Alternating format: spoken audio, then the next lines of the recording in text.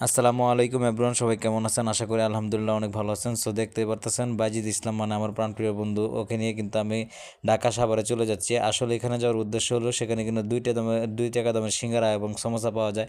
তো সেই জন্য বন্ধুকে নিয়ে 500 টাকা পকেটে নিয়ে বের হয়ে গেলাম সেই সিঙ্গারা খাওয়ার জন্য। তো চলে গেলাম সিঙ্গারার দোকানে। তো সিঙ্গারা দেখেন, মামাকে বলছি যে মামা আমাদেরকে 20 টাকা সিঙ্গারা দিন। তো মামা কিন্তু আমাদের জন্য সিঙ্গারা রেডি করতেছে। তো আমরা কিন্তু দেখতে আছেন যে একটা সমোসা কতটুকু ছোট, আর আমার বন্ধু কিন্তু দেখাইতেছে যে সমোসাটা খেতে অনেক মজা আর সিঙ্গারাটাও খেতে অনেক মজা। আর দেখেন আমরা কিন্তু অবশেষে এগুলো কিনে খাইয়া ফেলছি, মানে আমাদের স্বপ্নটা পূরণ হয়ে গেছে।